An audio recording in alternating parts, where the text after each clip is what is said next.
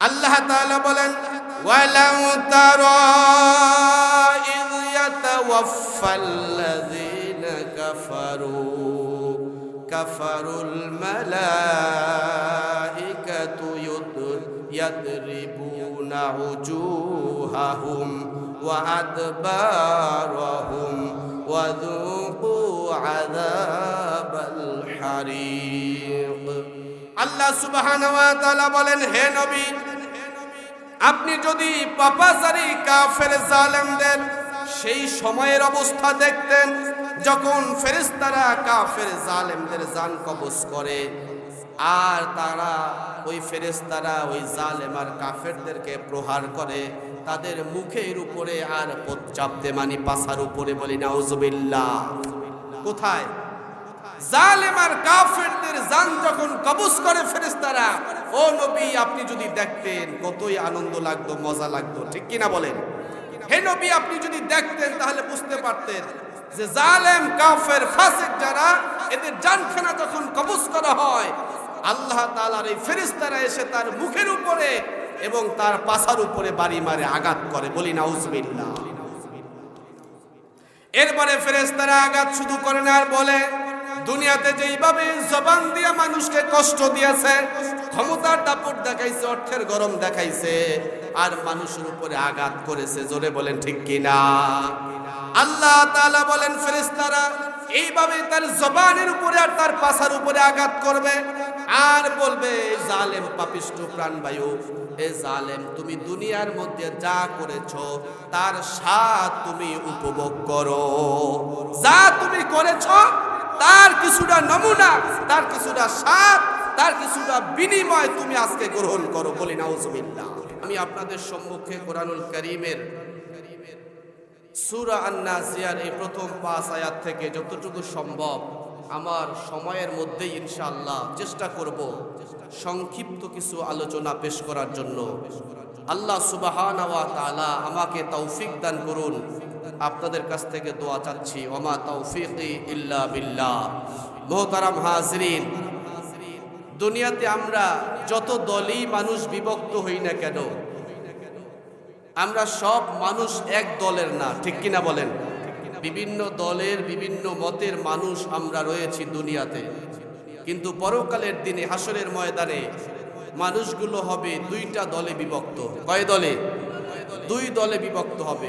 এমনকি দুনিয়াতে বসে মৃত্যু মুখে পতিত হওয়ার পরে, মৃত্যু মুখে যখন মানুষ পতিত হবে তখনও মানুষ দুই ভাগে ভাগ হয়ে মৃত্যুবরণ করবে। কেউ জান্নাতি মৃত্যুবরণ করবে, কেউ জাহান্নামী হইয়া মৃত্যুবরণ করবে, ঠিক কিনা?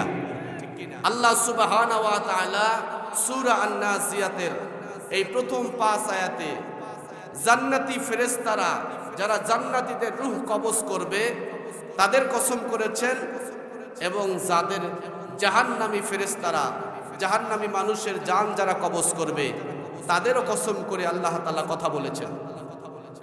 আল্লাহ সুবহানাহু ওয়া তাআলা এই মৌলিকভাবে দুই দল ফেরেশতাদের কসম করে আল্লাহ তাআলা এই কথাগুলো বলেছেন। আমরা আজকে এখান থেকেই অল্প সময় আলোচনা শুনব। আল্লাহ তাআলা আমাকে তৌফিক দান করুন, বলি আল্লাহুম্মা আমিন।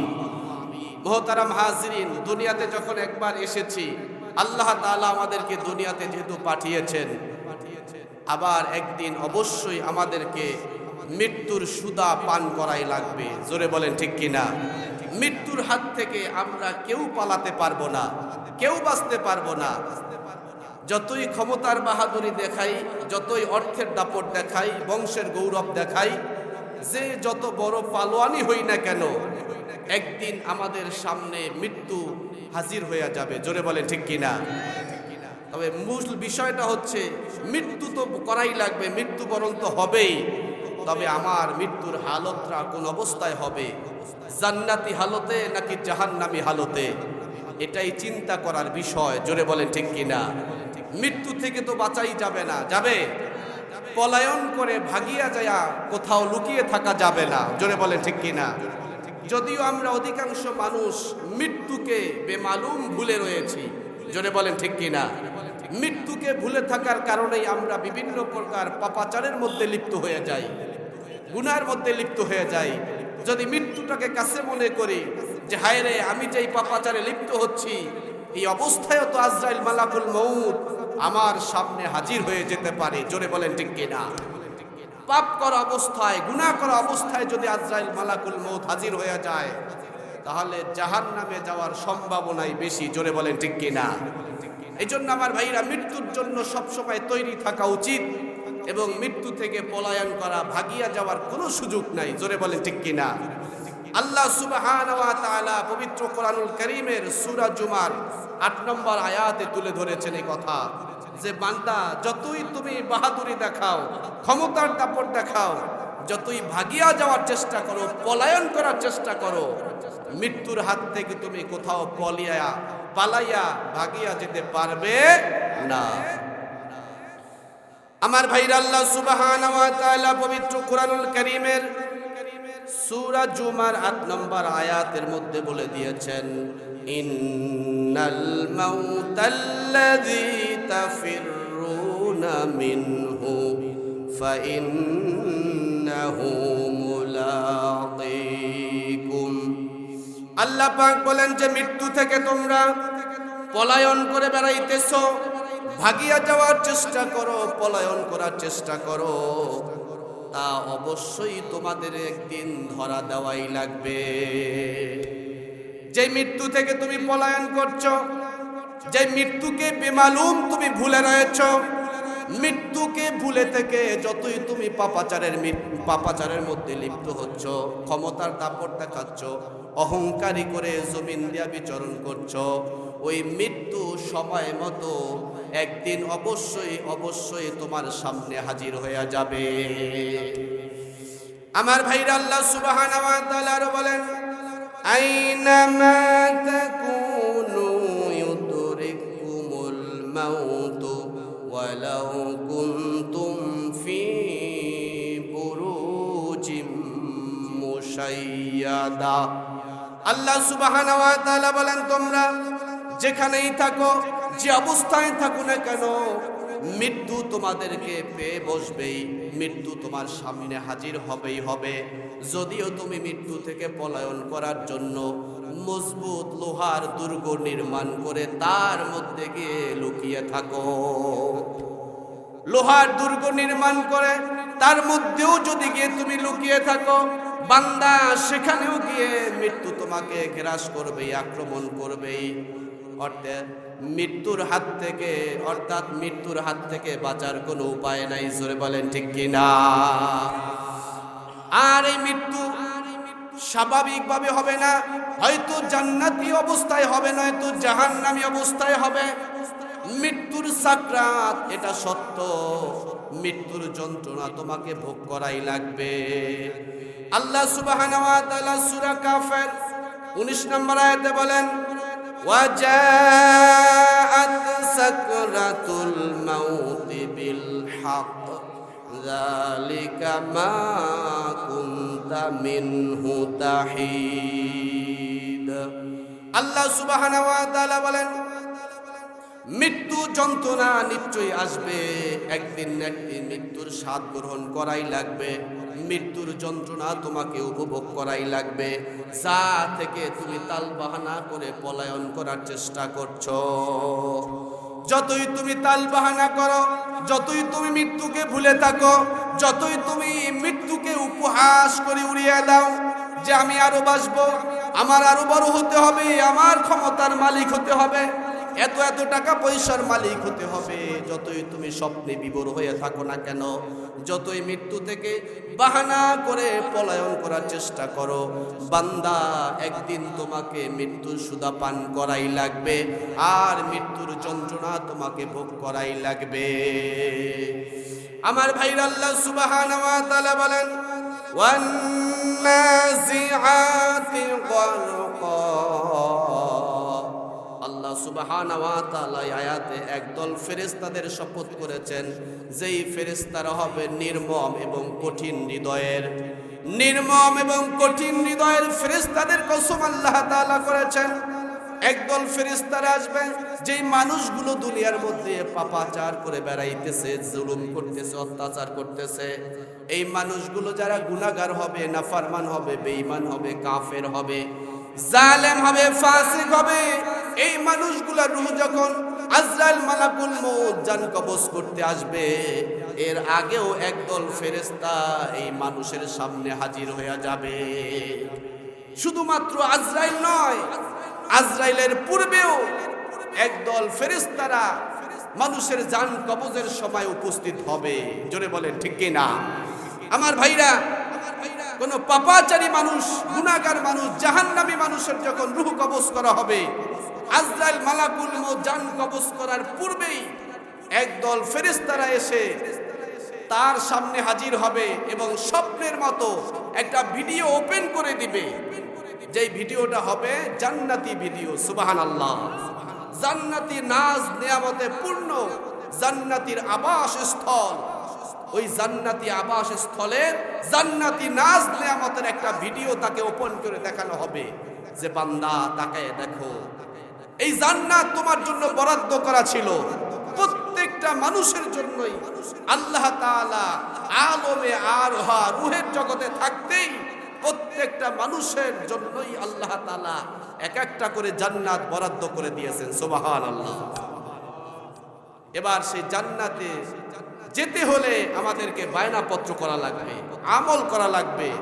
ঈমান এবং আমলে সলের বিনিময় সেই জান্নাতের অধিকার আমাদেরকে প্রতিষ্ঠিত করতে হবে। তো এই ফেরেশতারা আগমন করে প্রথমে তাকে জান্নাতের দৃশ্যগুলো দেখানো হবে, আর ডাক দিয়া বলবি আল্লাহর বান্দা তাকায় দেখো, যেই জান্নাতের দৃশ্য তুমি দেখছো, জান্নাতের বালাখানাগুলো দেখছো, এগুলো তোমার নামেও বরাদ্দ করা হয়েছিল, কিন্তু তোমার গুনার কারণে, তোমার জুলুমের কারণে, অন্যায়ের কারণে, অপরাধের কারণে এই জান্নাতের দৃশ্য তোমাকে দেখানো হচ্ছে। এই জান্নাত তোমার নাম থেকে কর্তন করা হয়েছে, তোমার নাম থেকে জান্নাতটা ডিলিট করে দেওয়া হয়েছে, তোমার দপ্তর থেকে নাম্বার জান্নাত তোমার নাম থেকে সরায় নেওয়া হয়েছে। কারণ তুমি দুনিয়াতে জান্নাতের কাজ করো নাই। কি করো নাই? জান্নাতের কাজ করো নাই, তুমি জাহান্নামের কাজ করেছো, অপরাধ করেছো, পাপাচারী করেছো, গুনার কাজ করেছো। আল্লাহ তাআলার হুকুম, রাসূলুল্লাহ সাল্লাল্লাহু আলাইহি সাল্লামের তরিকা মোতাবেক চলো নাই। যদি চলতে তাহলে তোমাকে এই জান্নাত দান করা হতো। সুবহানাল্লাহ। কিন্তু তোমার গুনার কারণে, তোমার অপরাধের কারণে, তোমার নাফরমানির কারণে এই জান্নাত তোমার কাছ থেকে কেটে নেওয়া হলো। এবার জান্নাতের দৃশ্যগুলো তার কাছ থেকে ওপেন করা থেকে অফ করে দেওয়া হবে, বন্ধ করে দেওয়া হবে। এবার ওই জাহান্নামী ফেরেশতাগুলো জাহান্নামের একটা দৃশ্য তার সামনে তুলে ধরা হবে। জাহান্নামের দৃশ্য যখন বান্দার সামনে তুলে ধরা হবে, তার চেহারা মলিন হয়ে যাবে, চোখগুলো বড় বড় হয়ে যাবে, শরীরের মধ্যে তুফান শুরু হয়ে যাবে, ভূমিকম্পের মতো শুরু হয়ে যাবে। জাহান্নামের সাপ, বিচ্ছু আর লেলিহান আগুনের শিখা দেখে বান্দা ভয় পেয়ে যাবে। 3.5 হাত বডির মধ্যে রুহটা শুধু দৌড়াদৌড়ি আর ছোটাছুটি শুরু করে দিবে। রুহটা বের হইতে চাইবে না। জাহান্নামের দৃশ্য দেখে শুকিয়ে গলাটা শুকিয়ে কাঠের মতো শক্ত হয়ে যাবে। আর 3.5 হাত বডির মধ্যে শুধু দৌড়াদৌড়ি ছোটাছুটি করবে। যতই দৌড়াদৌড়ি ছোটাছুটি করুক না কেন, আল্লাহর এই জাহান্নামী ফেরেশতার হাত থেকে আজকে তাকে কেউ বাঁচাতে পারবে না। জোরে বলেন ঠিক কিনা? যতই সে ক্ষমতার মালিক হোক না কেন, যতই অর্থের গরম দেখাক না কেন, যতই তার জনপ্রিয়তা থাকুক না কেন, জনবল থাকুক না কেন, বংশের গৌরব থাকুক না কেন, দুনিয়ার মানুষকে যেইভাবে জ্বালাতন করেছে, জুলুম করেছে, অত্যাচার অবিচার করেছে, আল্লাহর জাহান্নামের ফেরেশতারাও তাকে মানব বন্ধের মতো ঘেরাও দিয়া দাঁড়ায়া যাবে। জাহান্নামী মানুষের চারিদিকে ঘেরাও দিয়া আল্লাহ তাআলার জাহান্নামী ফেরেশতাগুলো দাঁড়িয়ে যাবে। ভাগিয়া যাওয়া, পলায়ন করে যাওয়ার কোনো সুযোগ থাকবে না। জোরে বলেন ঠিক কি না? ভাগিয়া যেতে পারবে না, পলায়া যাইতে পারবে না। আজকে সে বিছানায় শুয়ে গেছে, মুমূর্ষ অবস্থায় পড়ে গেছে।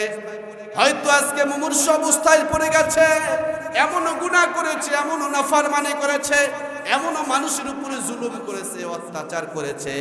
এই জাহান্নামের কারণে, এই অপরাধের কারণে, এই পাপিষ্ঠর কারণে দুনিয়াতে অনেক মানুষ রাতে ঠিকমতো ঘুমাইতে পারে না। জোরে বলেন ঠিক কিনা? এরকম জালেম গত হয়ে গেছে কি চাই নাই? এরকম বহু জালেম গত হয়ে গেছে, যে জালেমদের জুলুমের কারণে মজলুম মানুষ ঘরে ঘুমাতে পারে নাই, পলায়ে পলায়ে বেড়াইতে হয়েছে। জোরে বলেন ঠিক কিনা? আল্লাহ তাআলা বলেন ওয়ান্নাজিআতু গরকা, জোর করে জবরদস্তি করে এই জাহান্নামের থেকে রূহটা বের করে নিয়ে যাওয়া হবে। বলি নাউজুবিল্লাহ। অনেক জুলুম, অনেক জোর জবরদস্তি দুনিয়ার মানুষের উপরে জালেমরা করেছে। জোরে বলেন ঠিক কিনা? কিন্তু মৃত্যু মুখে যখন পতিত হয়ে যাবে, তখন ভাগিয়া যাবার, পলায়ন করে যাবার কোনো সুযোগ থাকবে না। জোরে বলেন ঠিক কিনা? আমার ভাইরা, জালেমরা এইভাবে জুলুম করেছে।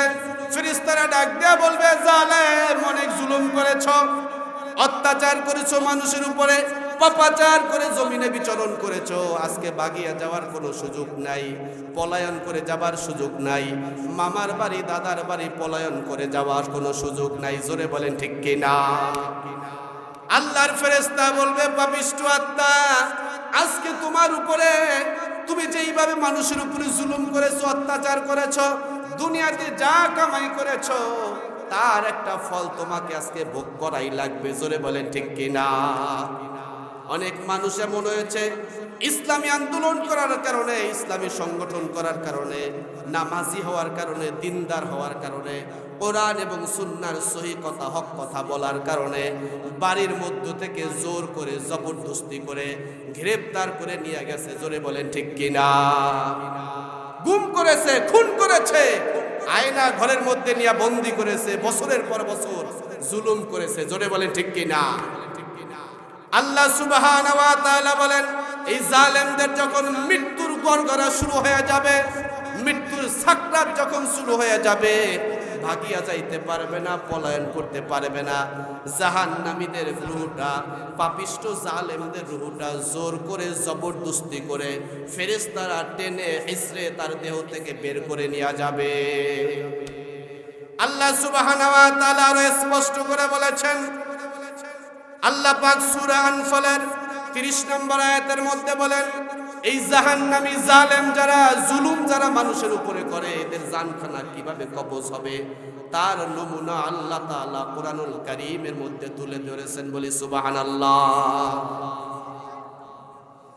এরপরে আল্লাহ তাআলা আরো বলেন, আল্লাহ সুবহানাহু ওয়া তাআলা সূরা আনআমের 93 নম্বর আয়াতে বলেন, ওয়ালাউ তারা ইযিয যালিমুনা ফি গামারাতিল মাউতি ওয়াল মালাইকাতু বাসিতু আইদিহিম আখরিজু আনফুসাকুম আল ইয়াওমা তুজজাউনা আযাবাল হুন।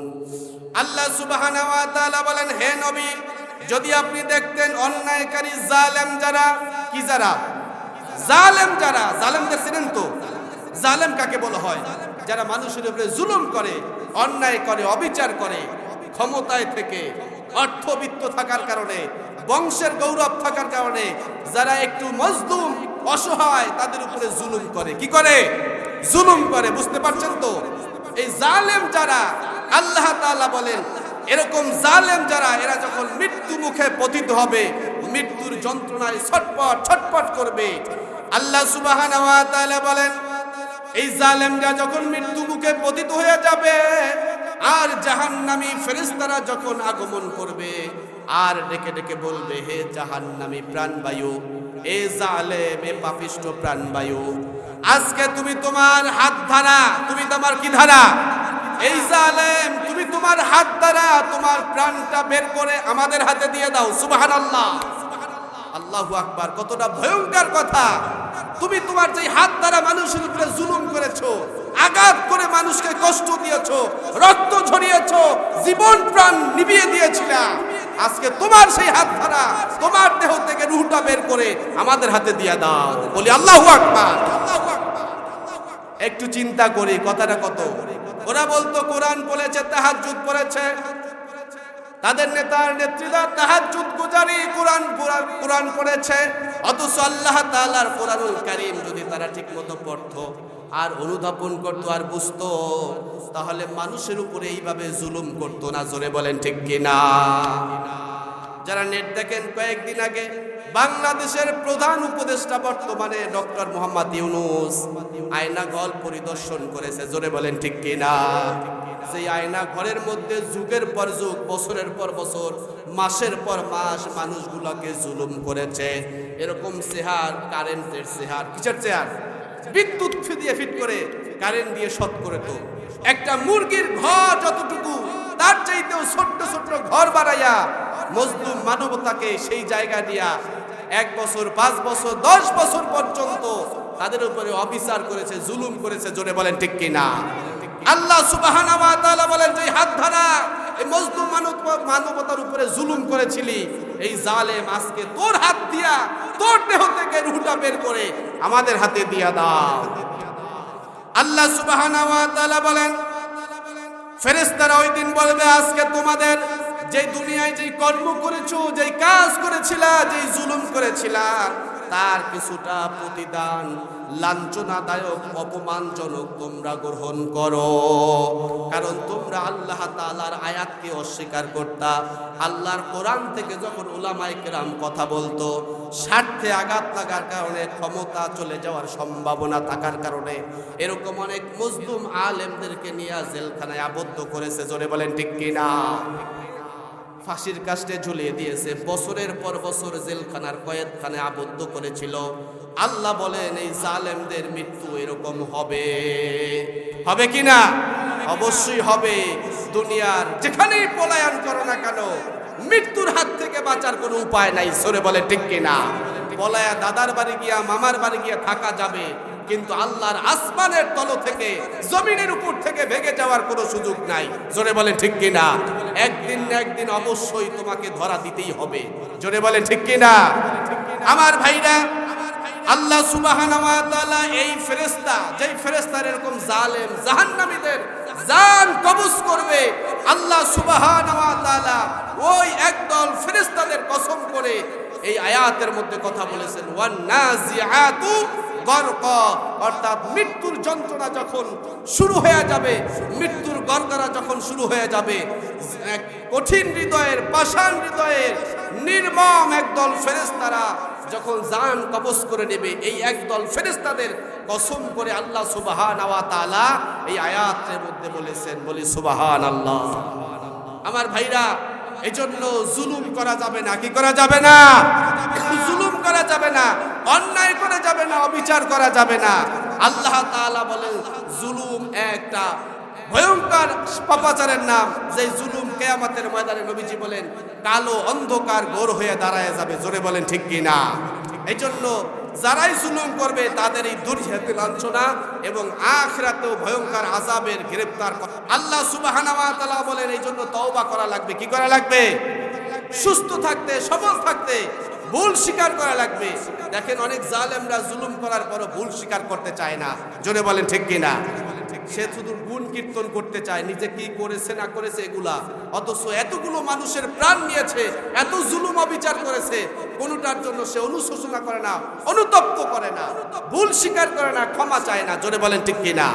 আল্লাহ সুবহানাহু ওয়া তাআলা বলেন, ক্ষমা যদি চায়, আল্লাহ সুবহানাহু ওয়া তাআলা ক্ষমাকারীকে, তওবাকারীকে মাফ করে দেয়। জোরে বলেন ঠিক কিনা? ভুল ক্রমে যদি কেউ অন্যায় করে, জুলুম করে, অবিচার করে, আল্লাহ তাআলা মজলুম যদি ব্যক্তি যদি কারো অপরাধ করে থাকে, জুলুমের শিকার হয়ে থাকে, সে যদি মাফ করে দেয়, আল্লাহ তাআলাও তাকে মাফ করে দেবে। সুবহানাল্লাহ। আল্লাহ সুবহানাহু ওয়া তাআলা বলেন, ইন্নামাত তাওবাতু আলাল্লাহি লিল্লাযিনা ইয়ামালুনাস সুআ বিজাহালাতিন সুম্মা ইয়াতুবুনা মিন করিব।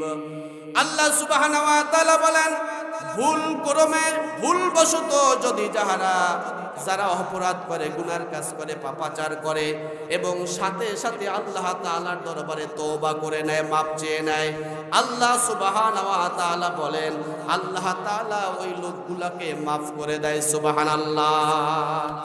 আল্লাহ সুবহানাহু ওয়া তাআলা মাফ করে দেয়, কিন্তু মৃত্যু মুখে পতিত হয়ে যদি তওবা করতে চায়, ওই তওবা আল্লাহ তাআলা কবুল করেন না। এইজন্য তওবা করতে হবে সুস্থ থাকতে, মস্তিষ্ক ঠিক থাকতে, শরীর ঠিক থাকতে। মাতাল হয়ে গেলে, পাগল হয়ে গেলে, মুমূর্ষ অবস্থায় পড়ে মৃত্যু মুখে পতিত হয়ে যদি তওবা করে, ওই তওবা আল্লাহ তাআলা কবুল করে না। ঠিক কিনা বলেন?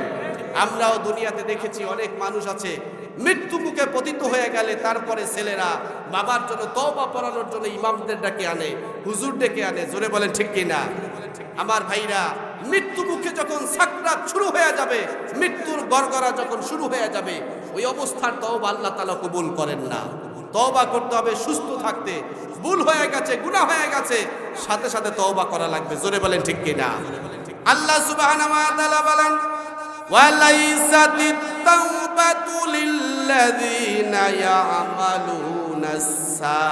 ইয়ামালুনাস সাইয়্যাতি হাত্তা ইযা হাদারা আহাদাহুমুল মাউতু ক্বালা ইন্নী তুবতুল আনা ওয়ালাল্লাযীনা ইয়ামুতুনা ওয়া হুম কুফফার উলাইকা